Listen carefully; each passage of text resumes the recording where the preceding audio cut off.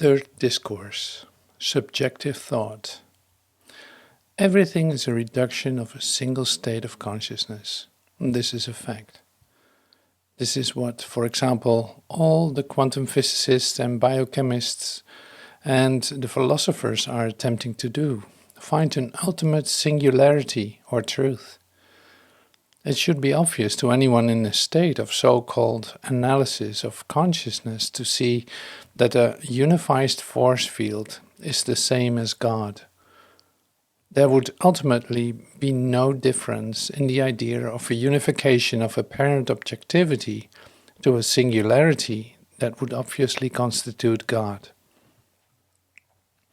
Remember that in this state of consciousness, everything is reduced. Historically, in that sense, Paul reduces Jesus, doesn't he? Augustinian ideas reduce Neoplatonism. Of course, inevitably, Newton, for example, is an offspring of Aristotle, who reduced Plato. Sure, of course. Look right at it. There is finally no difference in the notion of Newtonian logic or Newtonian science than in, say, objective deification. They're all the same. They're the same idea. Do you see that? The idea is that unity can be established outside of you. Obviously, then, the next step beyond that would be for science to establish what? First, the idea of relativity, which is an incredible expose of consciousness. It's fun, historically, to look at how it occurred to Einstein, how it came about. The idea of relativity involved what could be termed a mystical experience. That's a nice thing to look at, and of course it's true, it did. Do you have any idea what the new, young, modern minds in 2 generations since Einstein really are capable of constructing in their own minds? Try to get a hold of this if you can. You go and sit with a group, young group sometime, that's really in states of thinking, and we're talking 60, 70 years here. I'm just going to point out the obvious so-called evolution of consciousness. This occurred with me in a very high nature. I remember very well. I was about 12 years old, maybe younger, and I suddenly was presented with a pop version of the notion of relativity. And I'll never forget the experience that I had when I looked at it. There was a deep intuition in me that caused a flourish of energy in my head, where I was automatically able to conceive of how completely rational the notion of relativity is. The problem that my mind subsequently had with that idea was to sort out the limited definitions that were applied in attempts to communicate to me what relativity was. If you want to see a young mind work today, watch them take, for example, the negativism of Schopenhauer, shake it out in about 2 minutes and come up with the truth of it. Real easy. The young minds are doing that. They may do it in the nature of an expansion of Star Wars or Darth Vader, but they do it in their mind. Can you get it? Do you see what I'm saying to you? They will take a beautiful divine notion of Spinoza and redefine it in a single sentence in A Course in Miracles and take it right up to its truth. Do you see what happens with those minds? They are not reducing themselves to some sort of qualitative analysis of fracturedism. They put together. And that is really what we're trying to bring about in your mind. Do you see that? Can you see what we're trying to do? Finally, the notion of Augustinian philosophy or Newtonian physics is highly regarded in a certain scarcity of limitation. For example, with the Pope, who is a master of phenomenology, which is a high statement that there can be objective phenomena outside the single realization of selfness. The Pope will take it right straight up to the point of refusing to recognize that he is in fact instigating the phenomena. Do you see that? The whole basis of quantum thinking, of A Course in Miracles, of absolute thought without object or subjectivity, is the notion of noumena, or that you are involved in any equation in regard to your thinking. Holy mackerel, how beautiful! We can teach that, but we must teach it through a process of recognition that the occurrence is in fact a form of exposé. All limited consciousness is willing to acknowledge the occurrence of an expansion or realization, generally speaking, as to music, as to art, as to philosophy, as to science, and as to religion. But the inevitable tendency reduces it to a form of duality, simply because the consciousness is not capable of a notion of what you might term non-objective existentialism. There is no truer statement in the universe than cogito ergo sum. I think, therefore I am. But once you've arrived at that inevitable conclusion, the question continues to arise. But who am I? Whence comes this notion of my existence? Wow, what an occurrence, yes. Finally it comes more down to the necessity for consciousness to verify itself. All creation finally is unity verification of the extension of a total idea. How do you express that? This is in A Course in Miracles. Everybody finally only creates their own notion of themselves. Don't you see that? It falls into a limited framework of consciousness simply because they have identified themselves as separate from the single unity. Wow, that's more Newtonian than that idea. What is more Newtonian than that idea? And what is more unifying than the idea of quantum, or the idea of a single force of congruity that finally has to arrive at the incredible delineation that the universe is only consciousness? That's a simplistic thing, finally, because truth is extremely simple. It's the notion that truth has moving parts, or is somehow devious, that causes all of your concern. The requirement in coming to know that involved in the actual process is one of non-subtraction of the self in relationship to everything that is apparently outside of it. This is the process that we teach, which is nothing more than what we started out with in a conversation in A Course in Miracles, where we attempt to teach the consciousness to look at what is apparently objective and not establish its reality, but rather ask it what it is. This dissociates you from your own memory patterns in association with duality. That's really what happens. The problem that Brother Albert Einstein had with arriving at the conclusion of the unified force field was only his inability to carry the concept of it to the inclusion of his own idea about it. He ended up with the inevitable apparent notion that God is rolling dice. And this is his expression. He said, I can't believe that God rolls dice.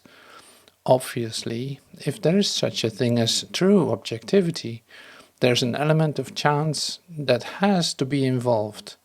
It would be inevitable because there is no basic order in the concept of the apparent reality. Do you see? It causes futurizing automatically. It cannot not. It is that little muddy, that thought. My mind is coming too fast. I can't express it. We may express it to you that it is impossible for you to have an original thought. You are thinking in the past tense, and any projection you do in time-space sequencing must involve your previous connotations of yourself. You construct your future, in other words, based on the past. Obviously, the consciousness you, individually, the universe. Speaking to us now is Brother Andrew, who occasionally may appear to be some sort of antagonist, but in very high sense presents Socratic ideas which are subsequently discussed in unlimited frameworks. Brother Andrew, I have heard of a situation where a person was hypnotized and given a suggestion that at a signal, he would take off his shoe and put it on top of the fireplace mantel. When the signal was given, this occurred. When he was asked why he did it, he made up an excuse to explain the behavior which he didn't even understand himself. He said his foot was warm and he wanted to take his shoe off, and he put it on the mantel because he wanted to make sure he knew where it was. Whatever. We're looking at the idea that he had to justify the action. That's the whole dilemma. Brother Andrew, my question pertains to behavior that you are attributing to us that we may not be consciously responsible. You're not consciously, but ultimately you are responsible for your behavior and do in fact justify it in some regard. This is the whole basis of what I teach, Brother Andrew, but it is unconscious. Who cares? You have forgotten God. What you can call the consciousness is limited to your idea about yourself and subsequently makes you stay within the framework. That's why I teach that it is indeed a transformative occurrence. You listening to what I'm saying. I am trying to change your mindset in this regard. Obviously, every action must be justified or the action would not occur. The whole basis of what we teach is non-motivated action. Listen to me. I want to say this one other way to you. Obviously, the hypnotist was conveying to the other limited state of consciousness first a basic recognition of objectivity. The consciousness hypnotized did not say to the hypnotist, "What is a shoe?" I ask you to ask the hypnotist, "What is a shoe?" Do you see?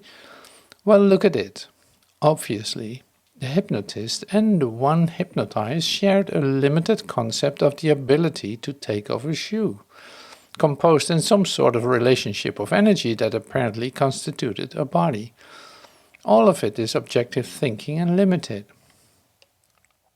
All that you presented to me was limited. I can take it and move it up into a framework of truth for you.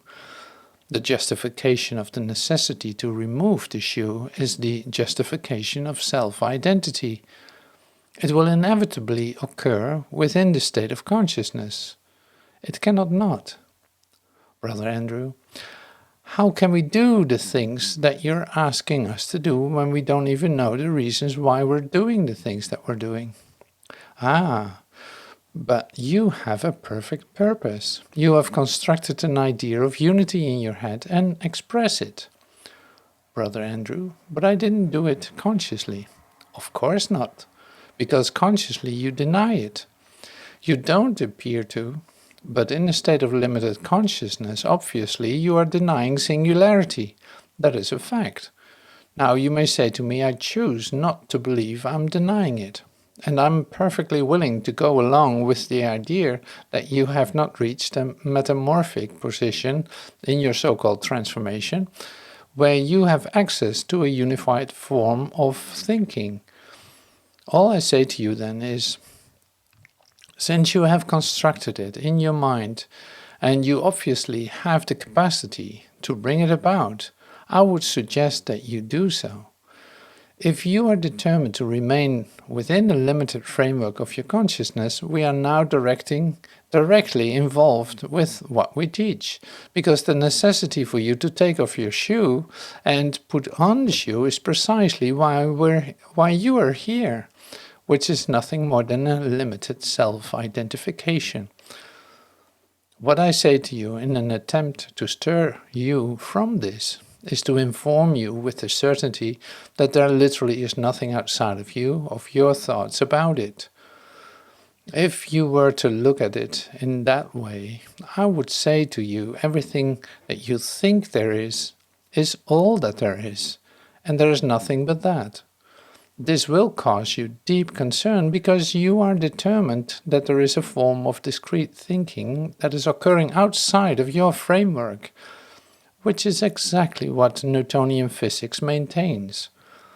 The quantumist has arrived at the incredible obvious conclusion that there is no discernment between energies, that they're all finally the same thing.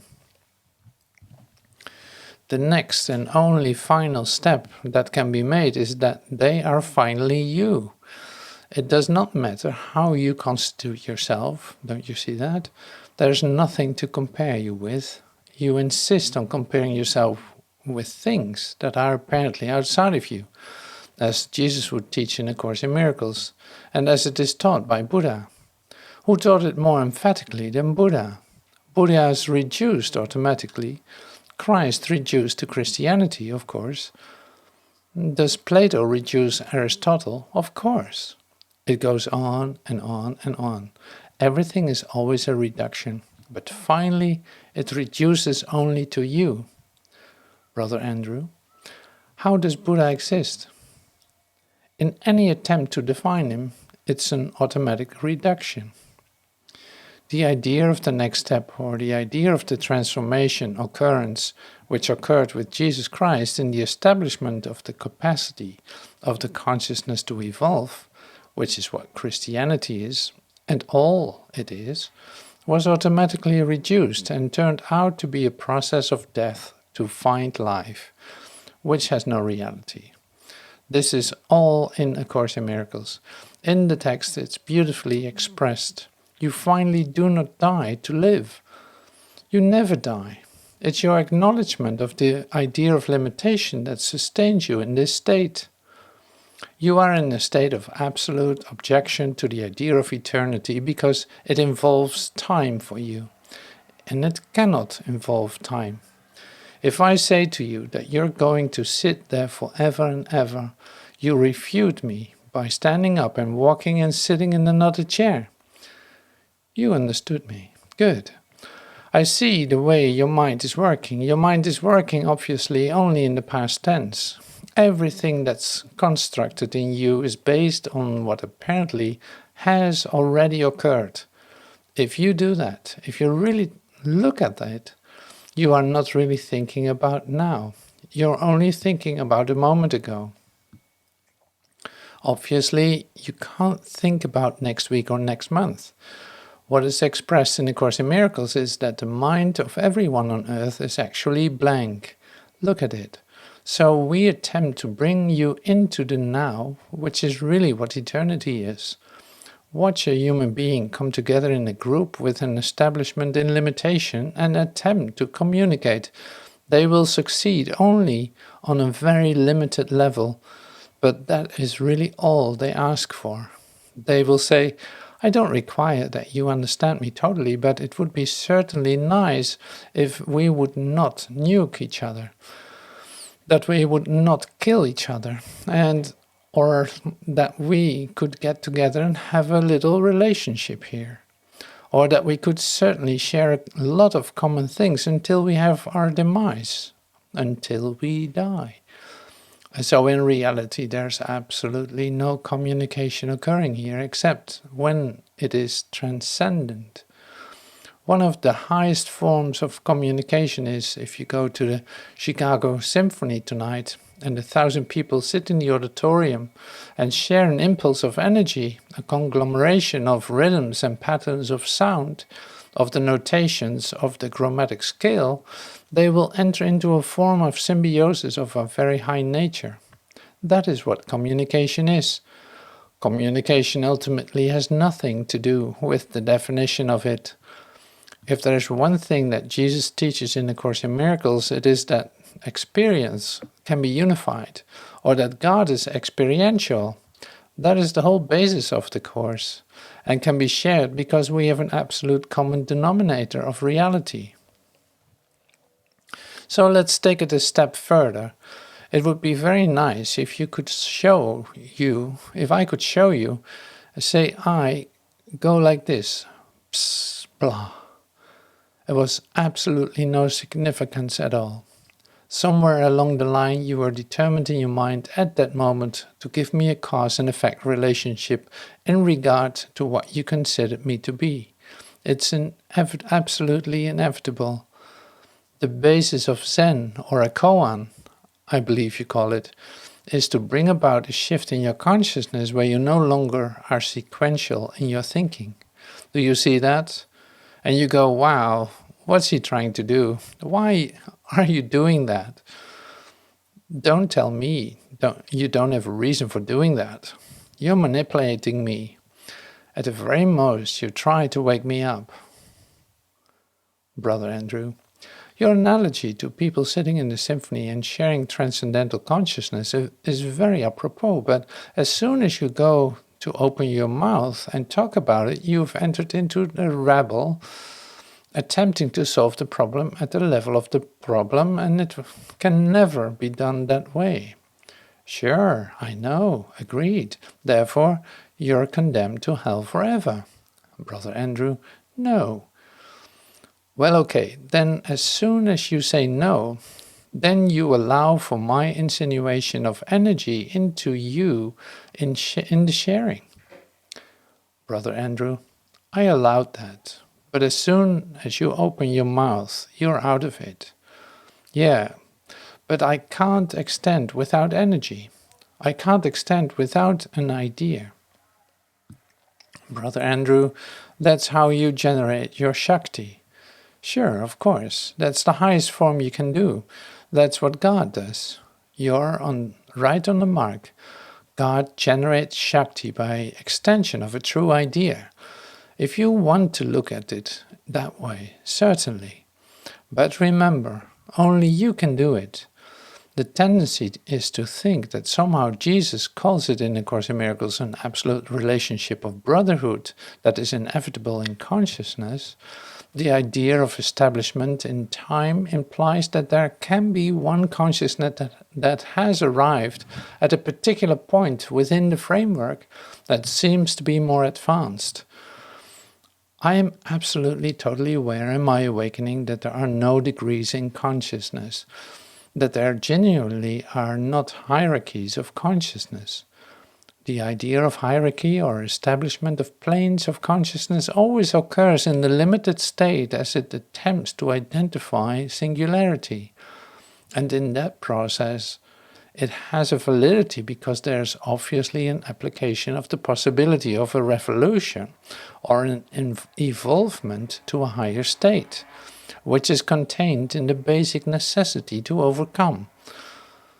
You can't do it any other way. That is not practice at what seems to be a lower level. Obviously, a rhinoceros does not construct ideas of future and all that. Since you have done it in your own state, the total realization that can come about in you is a very, very necessary element.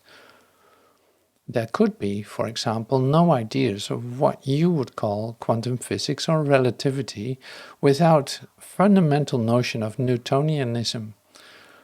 You have to have a concept of the possibility of objectivity. That's a form of evolution, sure. And that all occurs within your own framework of thinking, if you care to look at it. There are certain ideas involved in the incredible notion of non-discretion. There's a paradox that is contained in specialness. For me to convey to you the idea that you are totally unique and special, but not in regards to anything separate from you. The idea that you are unique and special is contained in all of your fundamental existentialism. It is absolutely inevitable. The only single thing that you can know is that I am I. And we're back to that once again, accepting the notion that it is transcendental or theosophical or agnostic is a very major step. Jesus will teach in the Course in Miracles that all ideas of love are efforts to communicate. Finally, all communication is only self-identity or an attempt to identify self. Limitedness can never convey. Jesus would teach that it projects rather than extends. It projects from its concept of itself. And this is what fracturedism is. The idea that it is projected from the consciousness contains the whole, that is, it contains the idea of positive, negative, or the idea of comparison or conception. What we attempt to do in A Course in Miracles or in teaching a form of transformation is to cause you to think without discretion, really basically. That's what the atonement is. In the Course, it is taught as the limited state of consciousness in its attempt to perpetuate itself has established, in its own karma memory, patterns of resistance in order to sustain consciousness or defiance or self-regulation. Limitation inevitably results in grievance or the idea that there is a form outside of you that could cause fear or attack or concern to you as a consciousness. The whole basis of your karma, of your memory in the schismed universe of duality, is obviously based on self-subsistence in limitations. That isn't hard. Jesus in the Course says that all of your thinking is what? Post-schism. That is, you think in a manner that involves a continual breakdown in the limitation of your consciousness. Yes, it does, of course. But if you stop and look at it, there's contained in your fabric the idea of unity. Obviously, it is necessary that you participate in that equation. Did you look at the chaos out there as individual consciousnesses attempt to sustain their own identities? Wow, that's an amazing thing. No wonder it's chaotic. All of them are indeed unique in their historic patterns. There is not one single fingerprint that isn't the same as any other fingerprint. That's a nice way to look at it if you want to. And there's billions of them. And they keep breaking down and breaking down. Survival of the fittest, in reality, is simply survival of the limited state at that moment of its own individual consciousness. Limitation always divides. Wow, there are 846 species of beetles within 1 square mile in the Brazilian jungle. Holy mackerel. Brother Andrew, are you saying we break down everything? Yes. What you have done in your basic concept right here is broken yourself down from this table. You obviously consider this table to be separate from you, don't you? Why? What is that table? You're going to answer me by looking into your mind in a previous construct and informing me what that table is. If I keep asking you questions, you're screwed. There's no way you can tell me what that table is. You have absolutely no idea what it is in reality. Try it if you want. These are just exercises. This is in the workbook of A Course in Miracles. It is exactly what occurs. We can sit here forever. You will never be able to find it. You will break it down, and you keep breaking it down, and you keep breaking it down. And you arrive at the molecules, and then you will get into other divisions of it in your mind. Don't you see? Ultimately, what you do is give up and allow it to be a table and utilize it in your own limited consciousness. This is what the fabric of society really is. The use of objectivity in limitation is all that we really do here. Then we'll battle each other over our ideas of what this table is. I'm very capable of killing you over my insistence that this is a particular table, or over the possession of the table, since it's outside of me and I want to hold on to it. The idea of scarcity is involved with that. Brother Andrew, I can see it, but I can tell you what I'm seeing. But I'm experiencing that something is there. Does that mean I'm still off the mark? You are off the mark automatically, but that's okay. Really, what you have begun to do then is what? Examine your own projections or your own thoughts, which is a very necessary part of the awakening process. That's why I would teach you to look at the table and say, what is it? When you come into a framework of unifying in thinking, You may very well look at that table and see it as the Last Supper table, for example. You will see it as anything that you have constructed in your mind.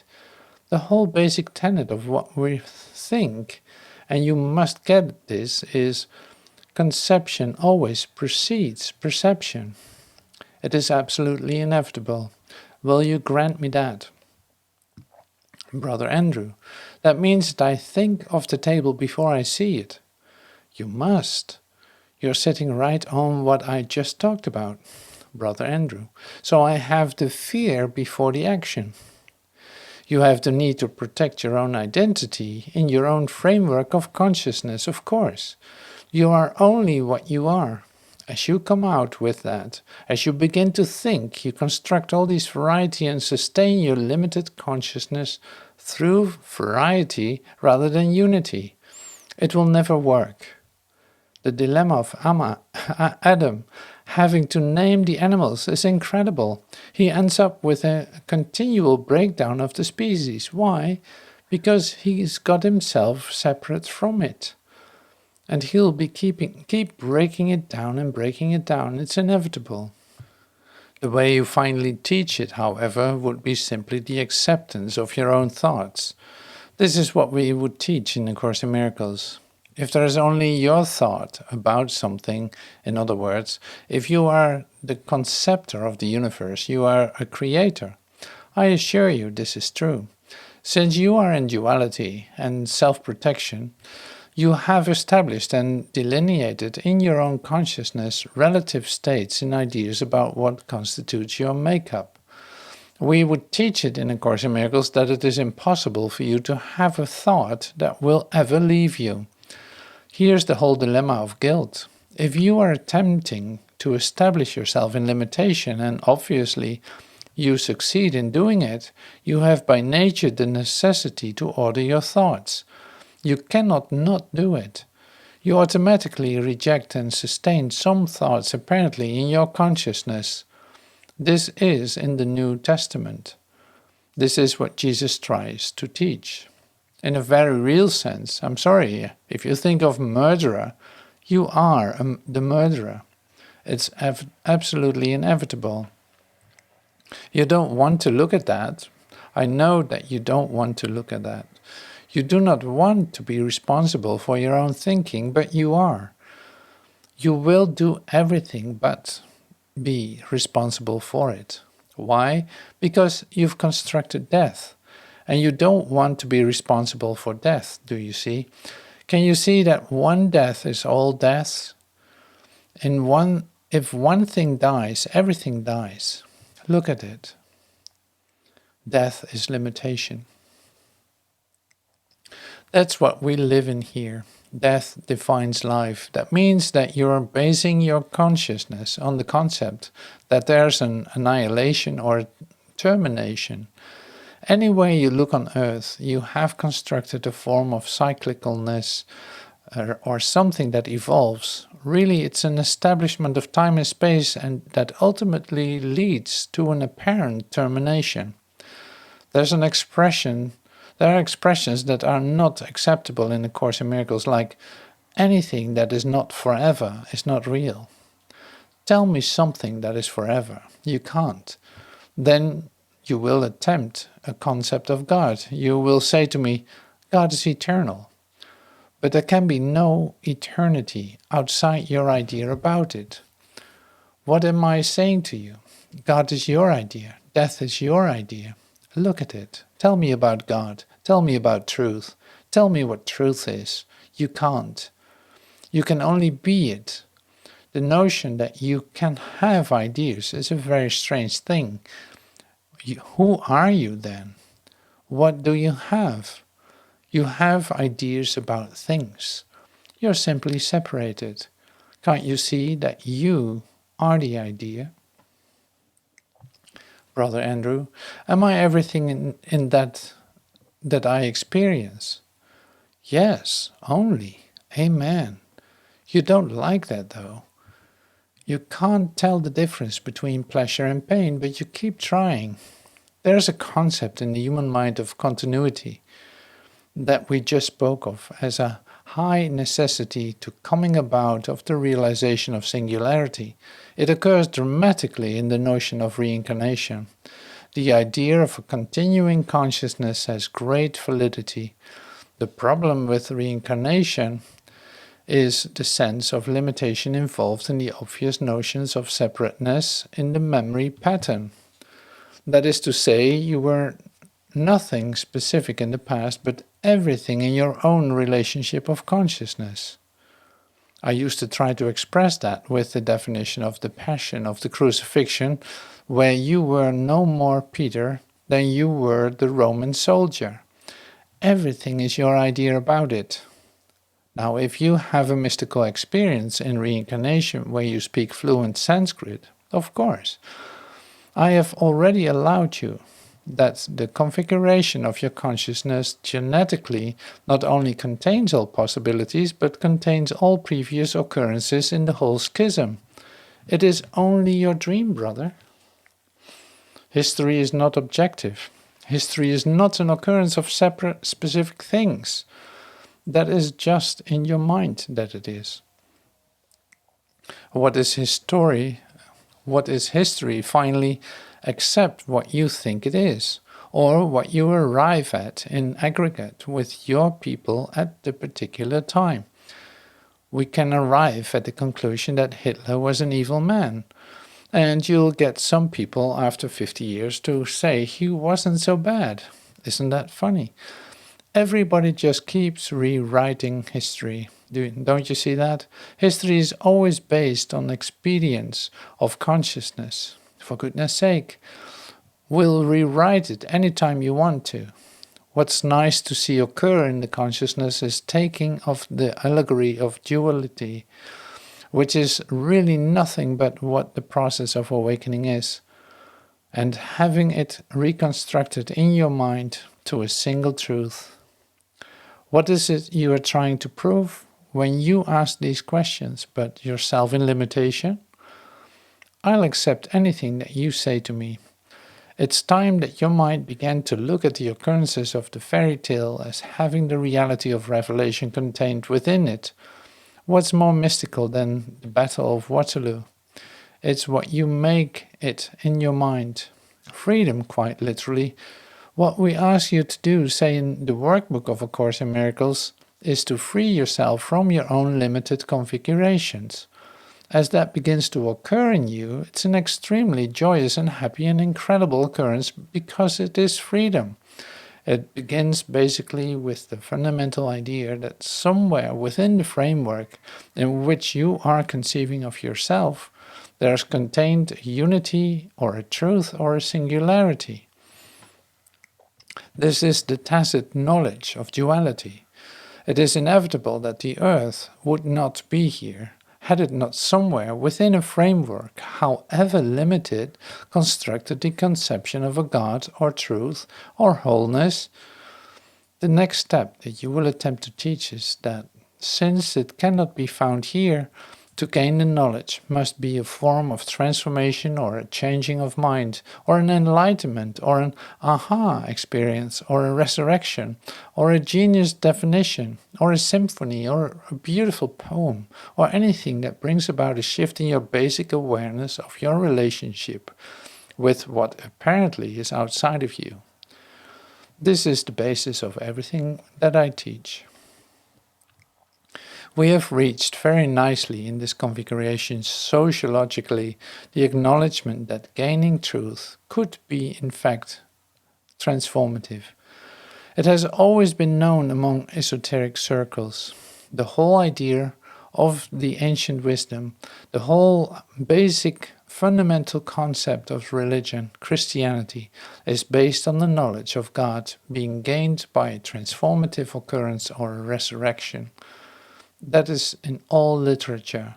It insinuates every possibility of conception of man in duality. So if we are going to teach it, the ability that is inherent in the individual consciousness to conceive of itself as whole must be at least an intellectual presumption. If you come into a group, you must somehow assume and do at some level, that you are there for what you might call a legitimate purpose, to come to know who you are.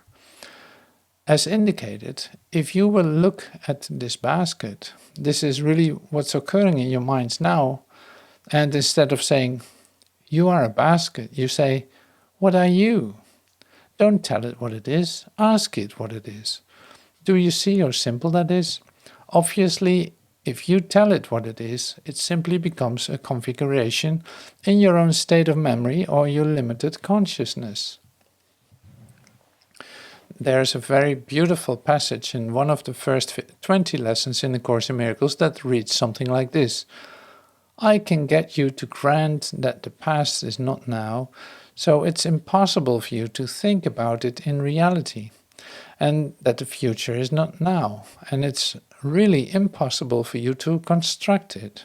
So quite literally, moment by moment, on the planet Earth, everybody's minds are literally blank. They are not thinking of anything. Do you see? All they do is construct the past as they have observed it, which is not now, and project it out into the future. It's a beautiful way to look at it. So we have people walking around and nobody, quite literally, is thinking at all. The upshot of that, or the actual reality of that, is that it's absolutely impossible for there to be any form of communication in the chaos.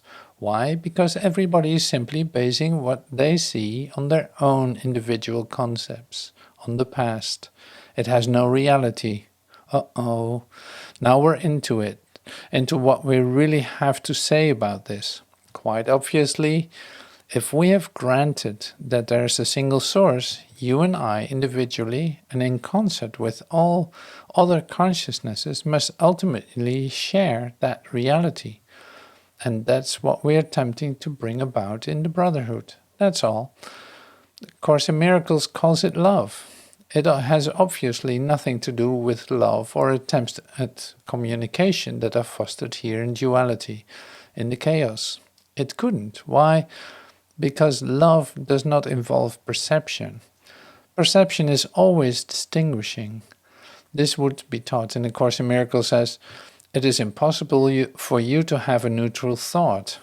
Try to. You can't. Do you see? It's impossible not to take sides in perception, because perception or conception of a limited self is based on taking sides.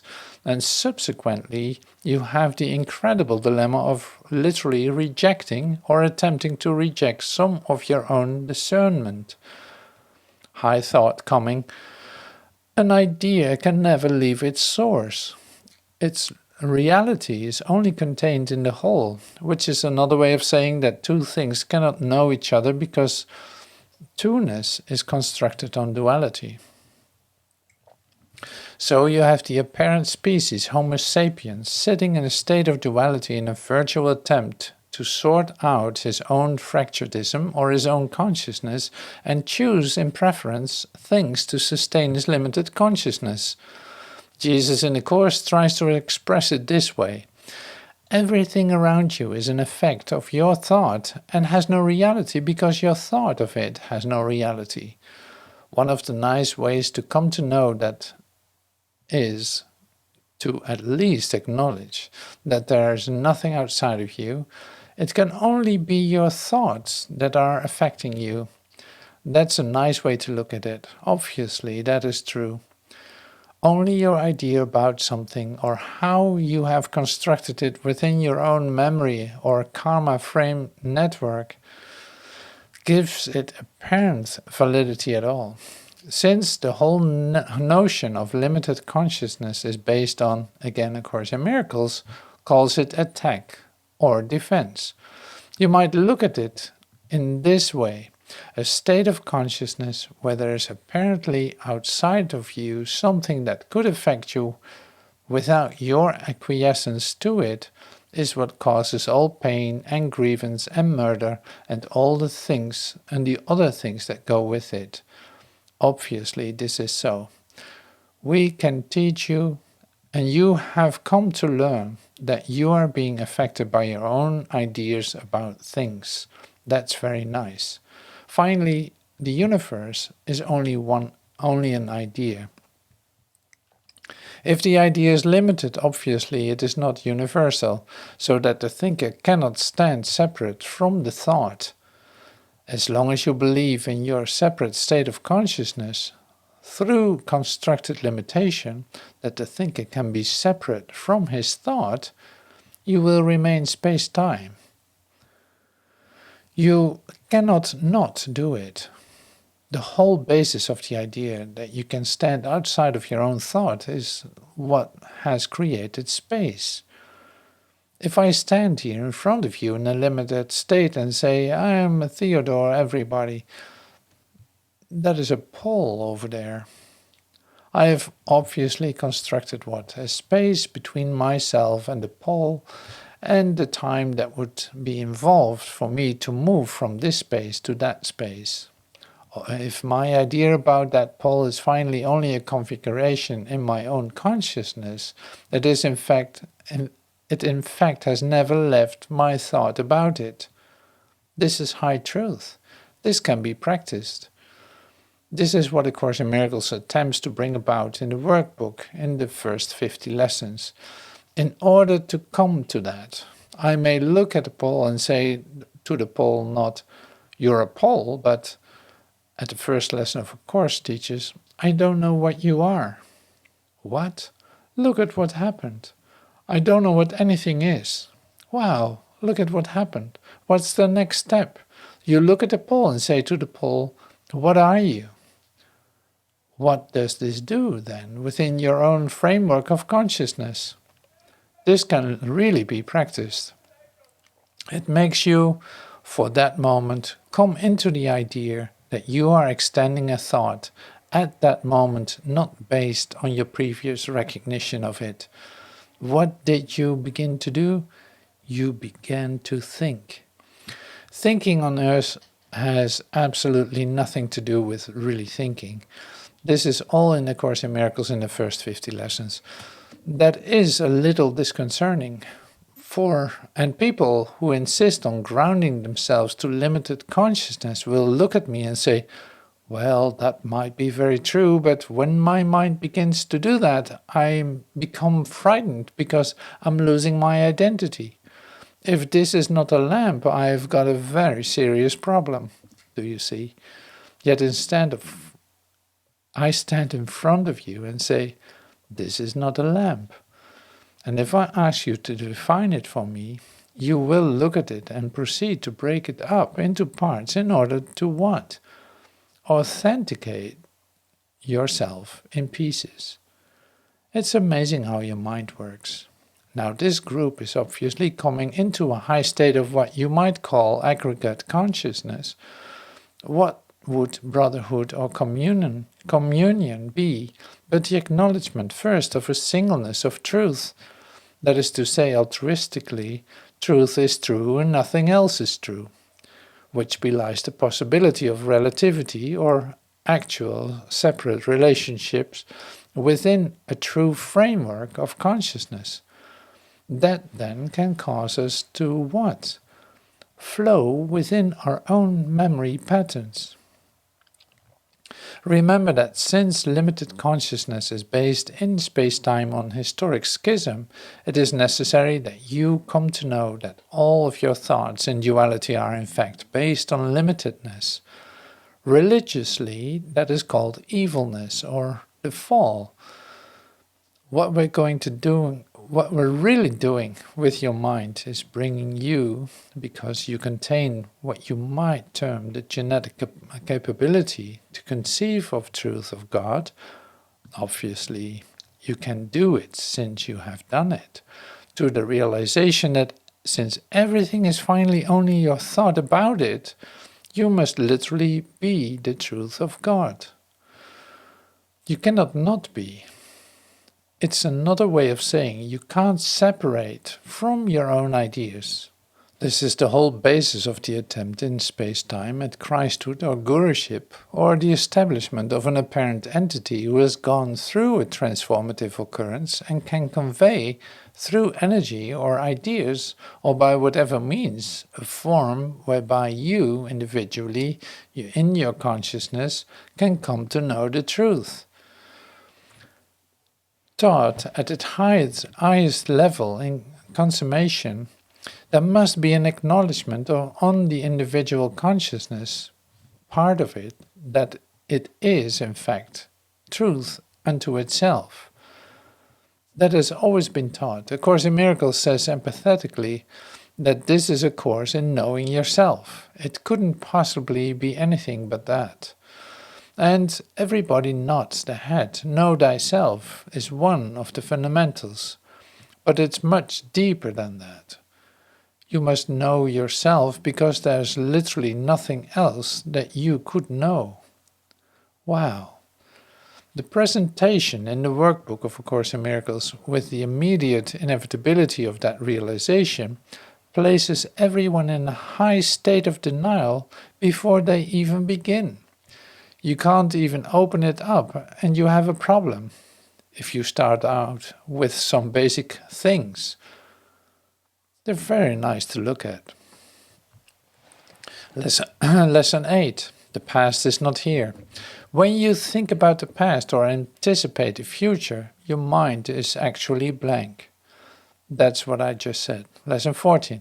Let me see somebody gobble this one up. Are you ready? The world you see has nothing to do with reality. It is of your own making and it does not exist. That's a nice place to start. It starts out very nicely. Everything you see is the result of your thoughts. No exceptions. No idle thoughts. A neutral thought is impossible. Listen. Number 19. Cause and effect are never separated. Thinking and its results are simultaneous. Holy mackerel.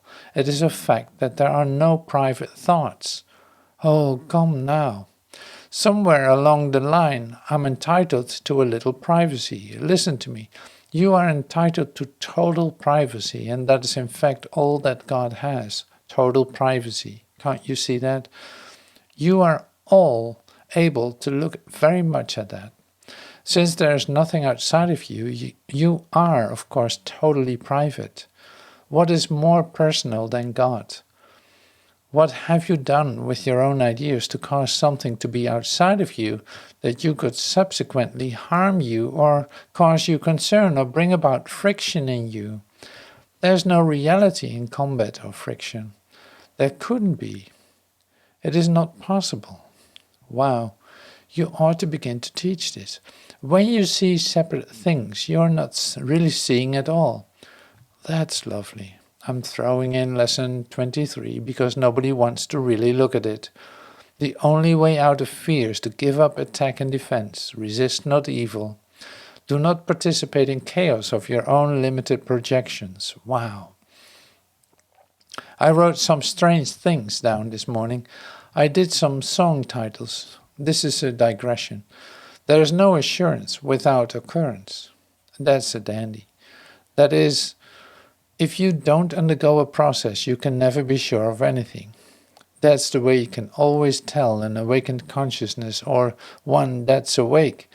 You may not be able to know that he's sure about, but you can see that he is sure about whatever it is that you're not sure that he is sure about. Well, that's a lovely definition. This is one for Nikki. Try not to smile on your own denial. That's a dandy. Somehow we admit that we're denying and kind of take satisfaction in your own denial. Really, that doesn't bring about anything. This one was designed for Nikki too. It's a definition of Tantric Yoga. Finding lasting peace through a lasting peace. Put that as a bumper sticker for Tantric Yoga people. Bless their hearts.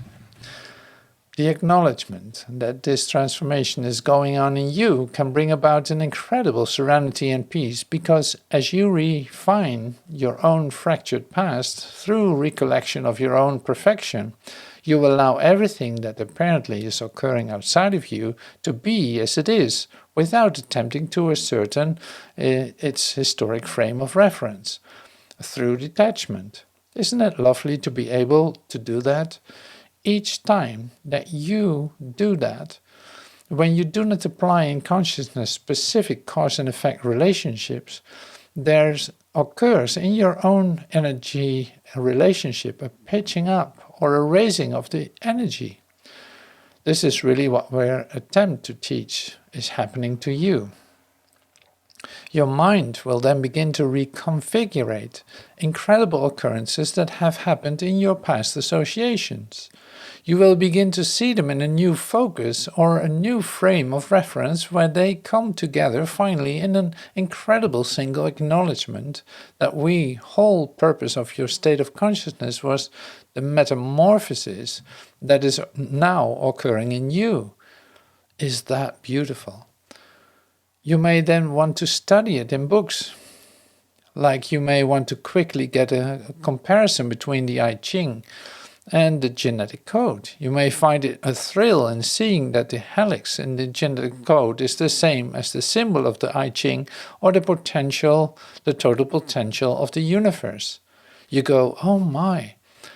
And then, as the shift occurs to you, in you, you look about and you'll see in your mind incredible connections of color, sound, and thought.